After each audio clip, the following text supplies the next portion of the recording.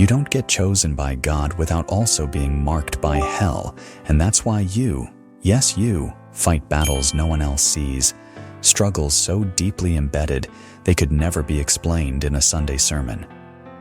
You walk into rooms smiling while secretly drowning, because being chosen means you're often targeted. The first battle? Isolation. People think you're antisocial or distant, but what they don't know is God has been pruning your circle, removing distractions, and forcing silence because your elevation requires solitude. Just like Joseph was thrown into a pit by his own brothers, you've been betrayed by those closest to you, not because you're cursed, but because you carry favor that makes insecure spirits uncomfortable. Then there's the battle of constant temptation, especially in the areas you thought you had under control. Lust, pride, anger, things you thought you were done with suddenly rise like waves because the enemy knows your purpose, even if you're still figuring it out.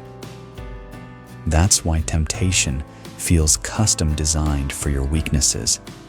You're not weak, you're dangerous. That's why Satan sends precision attacks. And if Jesus was tempted in the wilderness, what makes you think you'll be spared? Chosen ones are tested hardest because the assignment is weightier. Then comes the invisible battle with weariness, mental, emotional, spiritual fatigue that shows up even when things are going well. You pray and still feel empty. You worship and still feel numb. And it's not because you're failing spiritually. It's because you're carrying spiritual weight that would crush someone not anointed to handle it. Romans 8:18 reminds you, the suffering of this present time is nothing compared to the glory that will be revealed in you. But let's be real. Glory doesn't feel like glory when you're in the middle of the storm. Add to that the battle of delay. God shows you the promise, but doesn't hand it to you right away. So now you're living between prophecy and fulfillment, where everything feels stuck, your prayers feel unheard, and your obedience feels unrewarded. But understand this: delay is the training ground for trust. Abraham waited. David waited. Even Jesus waited. Chosen ones aren't handed things. They're forged through delay. And finally, the hidden battle of being misunderstood. People mislabel you, assume your silence is arrogance, your boldness is pride, your boundaries are disrespect. But they don't know the hours you cry in secret, the nights you beg God for direction, the weight of interceding for people who think you're cold. Jeremiah 1:5 says you were set apart before birth. And being set apart means people won't always get you, and they're not supposed to.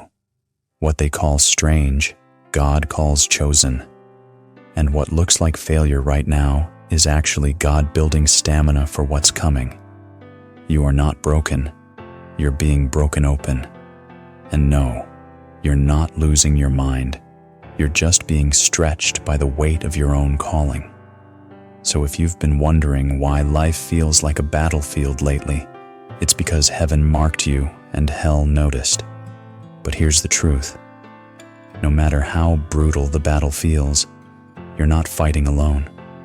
God is not pacing heaven in panic. He's watching you endure with grace, with grit, and with a quiet strength that scares hell itself. You were built for this. So stand up, chosen one.